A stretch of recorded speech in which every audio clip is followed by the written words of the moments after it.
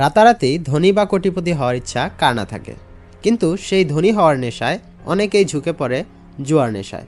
তবে বেশিরভাগ সময়ই এর উল্টোটাই ঘটে। সেখানে প্রায়ই খবর আসে জুয়ায় সর্বশান্ত হওয়ার কথা, যে ফাঁদে পা দিয়ে নিঃস্ব হওয়ার মানুষের সংখ্যাও কম নয়। তবে সিঙ্গাপুরের এক ক্যাসিনোতে ঘটেছে একটি অবাক করা ঘটনা। সেখানে জুয়ায় বিপুল অর্থ জেতার পরে হার্ট অ্যাটাক করেছে এক ব্যক্তি। ক্যাসিনোতে নিয়মিত বাজি ধরার বদভ্যাস করেছিলেন এই ব্যক্তি।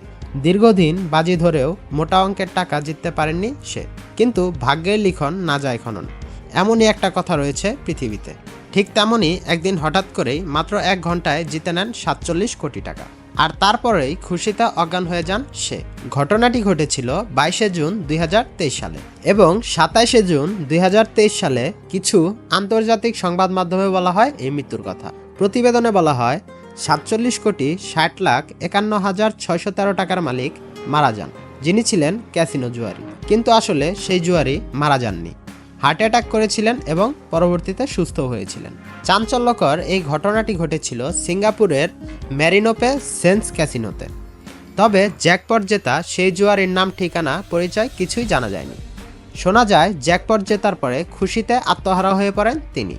ক্যাসিনোর ভিতরে নাচতে শুরু করেছিলেন সেই ব্যক্তি, কিন্তু সেই খুশি দীর্ঘস্থায়ী ছিল না। কিছুক্ষণ পরেই হার্ট অ্যাটাক করেন তিনি।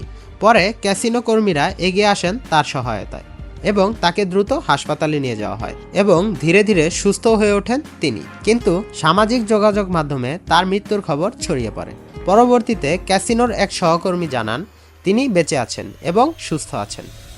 কিন্তু এই গুজব ছড়ানোর নিন্দা জানিয়ে বলেন, যারা এই মিথ্যা খবর ছড়িয়েছেন তাদের আমি ঘৃণা করি। আরও ইন্টারেস্টিং এবং অদ্ভুত সব তথ্য জানতে আমাদের পাশেই থাকবেন। ধন্যবাদ সবাইকে।